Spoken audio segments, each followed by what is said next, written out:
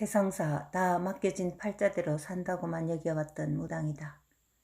언제 어떻게 누가 자신을 암자에 던져놓고 갔는지 보살도 말해주지 않았고 자신도 묻지 않았다. 부엌대기로 커오면서 이렇게 사는 것이 사람 사는 것이구나 하고 생각했을 뿐 비단 못이 입고 찾아오는 공양꾼들을 봐도 바깥 세상 일에 무관심했던 무당이다.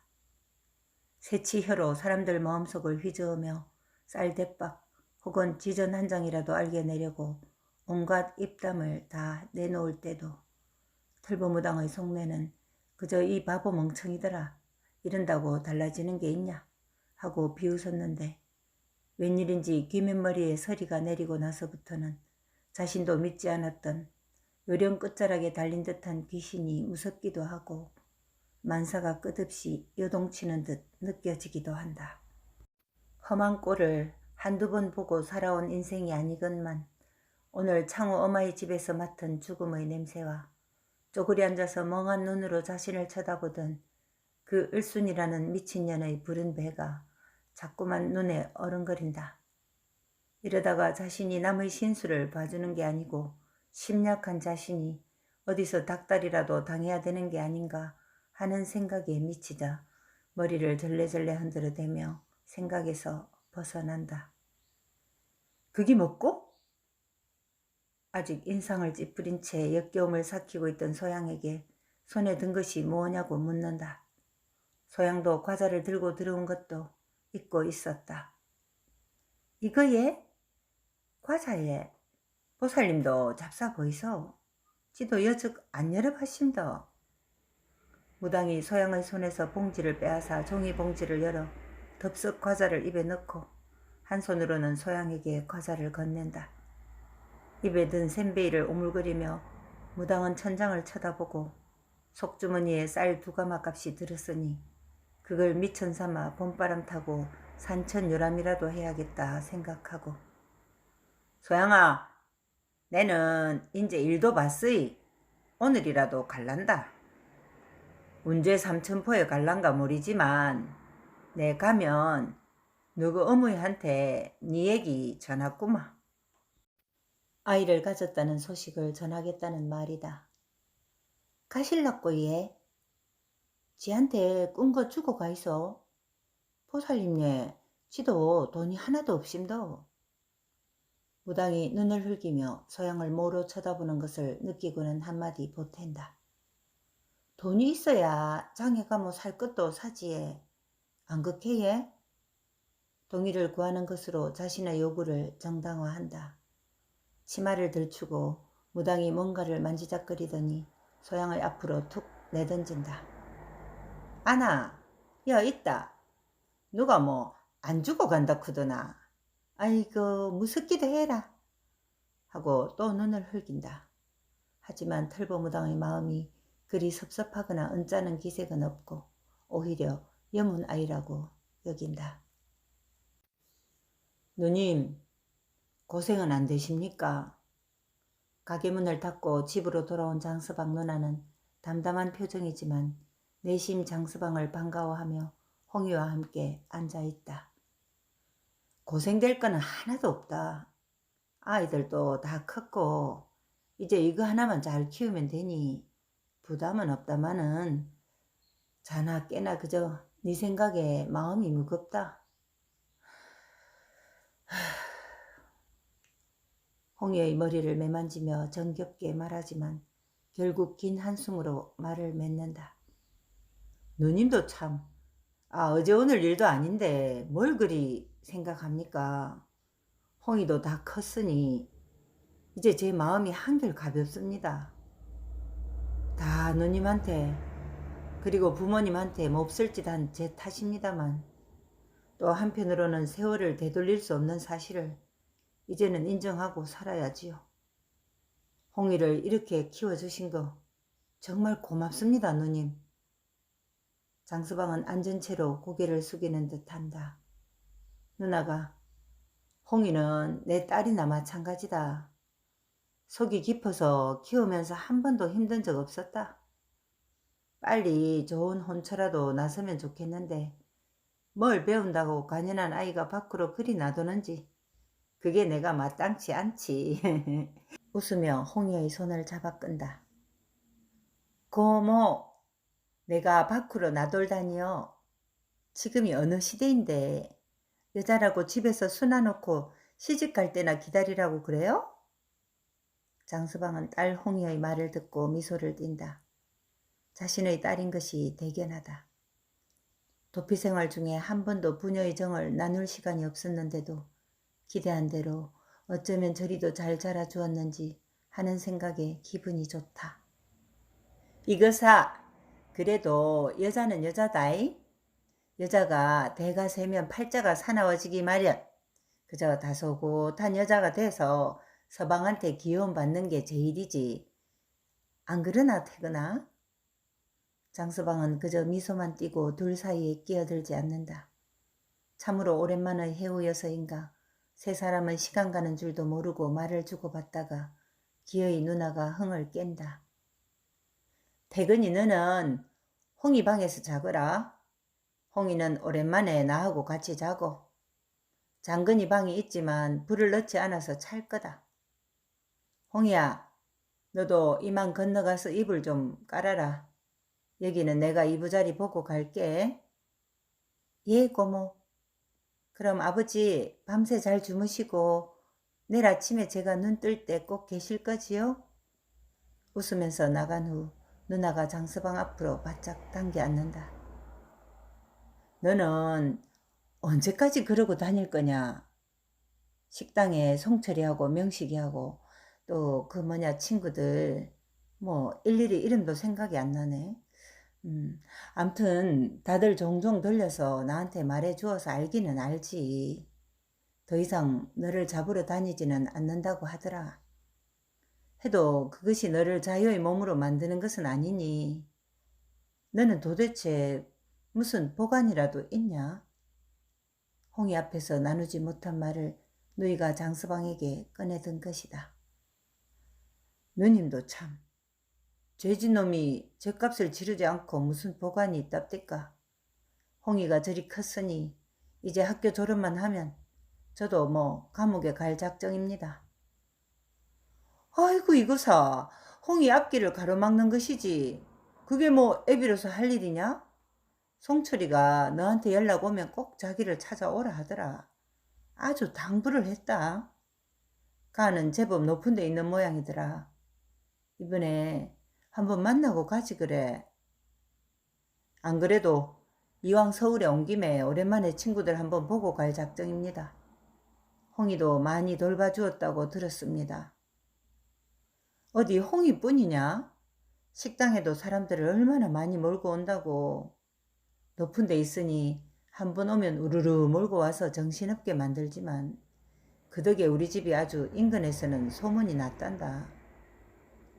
빚덩이를 누나에게 맡겨놓고 도피 생활에 쫓길 때 철없는 홍이야 아무것도 모른다지만 누나는 하루가 멀다 하고 드나드는 외놈 형사 때문에 이사도 몇 번을 할 수밖에 없었고 해방 후에도 비록 외놈 형사를 살해한 것은 유야무야 넘어간다 해도 여전히 살아있는 사건 일지로 말미암아 마누라를 죽인 건에 대하여 살인자의 꼬리가 길게 걸려 있어서 뜨문뜨문 형사들이 추적을 했지만 언젠가 최송철이가 감찰실에 들어간 후부터 형사의 발걸음이 끊어진 것은 다 송철이가 손을 쓴 덕이었다.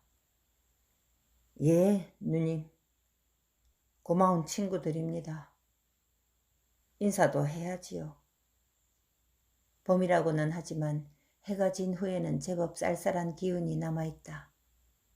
홍이의 냄새가 가득한 방에서 장서방은 눈만 동그랗게 뜬 채 오지 않는 잠을 청하기는커녕 오히려 앞으로의 일에 골똘히 생각에 잠긴다. 잠은 왜 그리 쏟아지는지 자도 몸이 깔아지는 것을 느끼는 소양은 오늘 아침에도 해가 봉창을 훤히 밝히는 것도 모른 채 잠에 취해 있고 서울 형님이 오늘 내일 내려올 것이라는 말을 들은 광수애미가 종가의 발걸음이 잦다. 오늘 아침에도 일찌감치 아침을 아예 종가에서 먹을 작정으로 대문을 들어서서 소양이 방문을 힐끗 볼 뿐 그냥 전기로 들어간다. 장서방이 없으니 물도 없네. 몸 무거운 소양을 시킬 수도 없는 노릇. 광수애미는 오랜만에 물동이를 들고 대문을 나서기 전에 소양의 방문에 대고 큰 소리로 말을 남긴다. 일 나으라고마. 해가 중처이다. 그 소리에 소양이 벌떡 일어나 문을 열어 젖혀보니 정말로 환한 아침 햇살이 마당에 가득 쏟아져 있다. 아이고, 내가 어째? 요새 왜 이럴꼬? 혼잣말처럼 중얼거리며 머리를 매만지며 고무신을 끌고 전기로 가는데 저만치에서 이상한 고양이 울음소리 같은 것이 들린다. 그러거나 말거나 가마솥 아궁이에 불을 지필 생각으로 나무단을 가지러 뒷단으로 가는데 그 고양이 소리 같은 것이 더 크게 들린다. 발을 멈추고 가만히 귀를 기울여 보니 분명 사람의 울음소리다. 아침부터 무슨 일로? 누가? 하는 생각으로 소리를 조차 몇 발짝 옮기는데 대문으로 물을 이고 들어오는 광수애미가 큰 소리로 부른다. 소양아! 어디 있노? 턱 밑으로 물이 뚝뚝 떨어지는데도 상관없다는 듯 소양이를 불러댄다. 예, 여이십니다. 와 예? 이리 주이소. 물 받을게 예. 아니다. 니는 무거운 거 들면 안 된다. 극하다가 어찌 되모 내 정말로 이 집에 발걸음도 못한다. 용을 쓰며 혼자 물동이를 내린 강수애미가 창호 아바이가 죽었단다. 어젯밤에. 하고는 소양의 눈을 빤히 쳐다본다. 소양을 쳐다보는 광수애미의 눈 속에 두려움이 가득하다. 그 눈을 보는 소양도 광수애미의 속마음을 읽고 있다. 무슨 말을 해야 할지 멍한 소양이 예, 예 하고 대답을 하는데 놀란 것도 아닌 듯한 대답이다. 사람이 죽었다는데도 그것도 겨우 몇 집 건너에 있는 집에서 일어난 일인데도 놀라지 않는 소양의 대답에 광수애미도 누가 죽었는지보다 그 죽음이 혹시라도 자기 오라버니 때문이라면 하는 두려움에 같이 목소리가 기어들어간다. 소양아 하고는 전기 문 밖을 힐끗 본 후 말을 소곤소곤 이어간다. 알제? 절대로 저 옆에 내 보통이 아이데. 알았지? 그리곤 소양의 손을 한번 잡아 흔들고 나서 내는 아무개도 가봐야겠다. 그래도 한 동네 한 성바지 집인데 네가 아침하고 있거라. 예? 소양도 어안이 벙벙하다. 순경이 문디촌에 갔다 왔다는 말도 들었지만 누굴 체포했다든지 잡아왔다는 말은 듣지 못했으니 그 문디 대장이 창호 아버지를 죽였다는 것도 아니다. 하지만 아무도 본 사람이 없어서 그렇지 그럴만도 하다고 짐작은 간다. 생각에 잠기던 소양은 걷는 방에서 들려오는 태섭의 기침 소리를 듣고서야 화들짝 정신을 차리고 아궁이에 불을 지피고 아침을 시작한다. 벌써 안악들 몇몇이 창혼의 집에 엉거주춤 서 있다. 광수애미는 통곡 소리가 들리는 안방으로 불쑥 들어갈 수가 없다. 아직 죽은 자가 방에 누워있을 것이라 생각이 들어서다. 아지매들 그래 서있지만 말고 우리 아바이도 좀 오락하고 아지매는 동네 사람들 좀 불러오소. 아지매는 내하고 전기하고 얼수이 방하고 청소라도 하지. 사람들이 막 올 낀데 집이 이래가 안 된다. 방 안에서는 계속 악을 쓰는 창호 어마이의 소리가 들리지만 광수애미는 얼굴을 들이밀 용기가 없다. 광수애미는 방을 치우며 참 사람 팔자 알 수가 없구나. 멀쩡하다가 저승을 가는 게 사람이구나.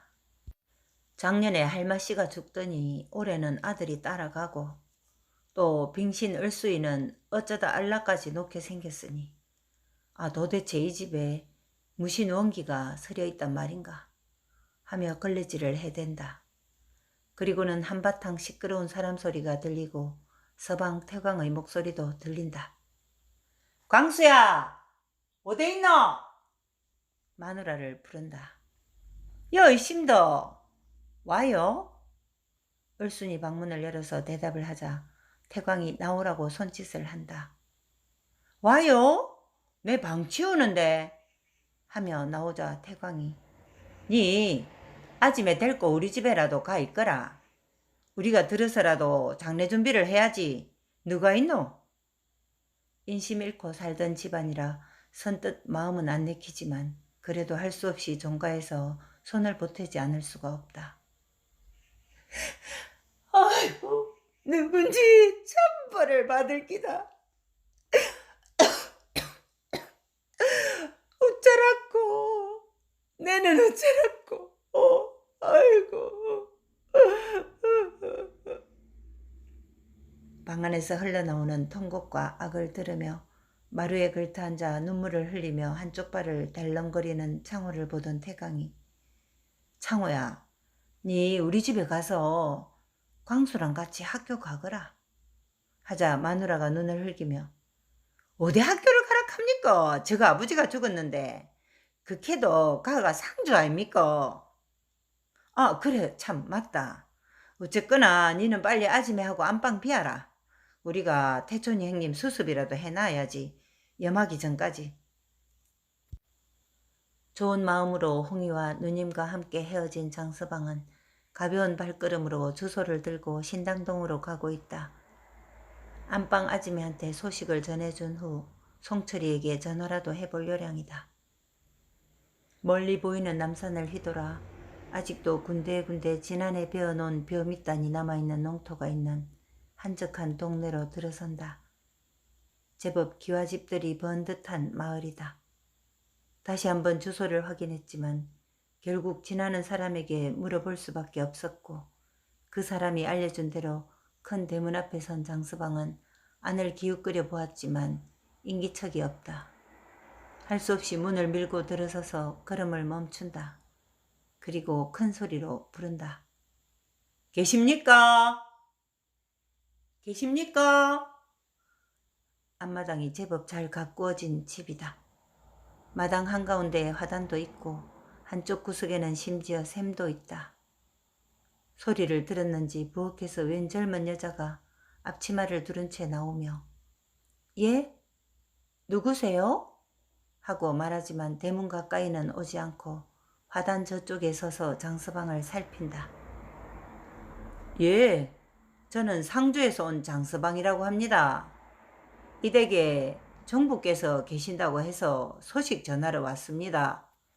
자신을 스스럼 없이 장서방이라 칭한 장서방은 또 안방 아지매를 종부라고 존칭한다. 장서방의 목소리가 호방했는지 그 말을 들은 태선 마누라가 미닫이 문을 열고 마루로 나서며 아가, 시골서 온 손님이구나. 올라오시지요. 찾느라고 힘들지 않았습니까? 장서방은 비로소 화단을 둘러 대청 앞에 섰다.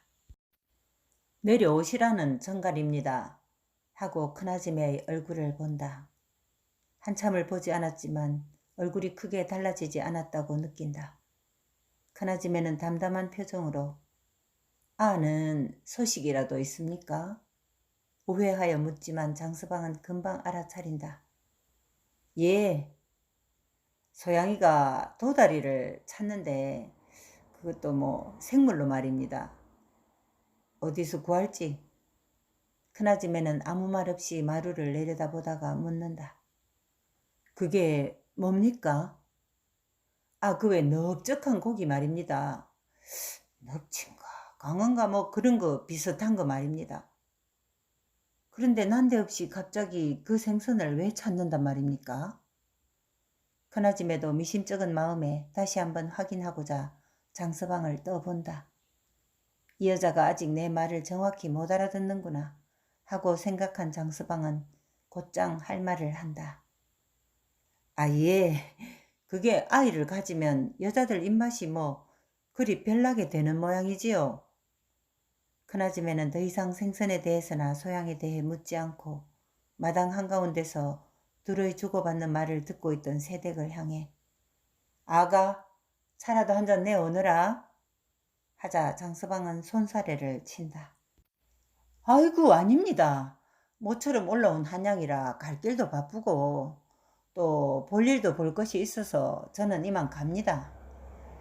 가도 되겠습니까? 큰아줌매는 차 한 잔을 더 권하지 않고 대신 엉뚱한 질문을 한다. 생선을 나보고 구해오라 합디까? 장서방의 얼굴에 정면으로 질문을 던지는 큰아줌매의 눈매가 그리 곱게 보이지 않는다. 아이고 아닙니다. 저한테 한 말이지요. 그럼 전 이만. 그냥 확 돌아서지 않고 모로 몸을 돌려서 작은 예를 표하고 장서방은 지나치는 새댁에게도 고개를 숙여 인사를 대신하고 문을 나서는데 큰아줌매가 장서방 언제 내려가시나 하고 묻는다. 예, 저는 내일쯤 갈 예정입니다 하고 대답한 후에 상대의 말을 기다리며 대문간에서 큰아줌매의 얼굴을 본다. 마치 심통이라도 난 듯한 얼굴이다. 그럼 전하게 난 준비되는 대로 내려갈 거라고 하고 장서방이 돌아서기도 전에 자신이 먼저 등을 보이며 방 쪽으로 걸어간다.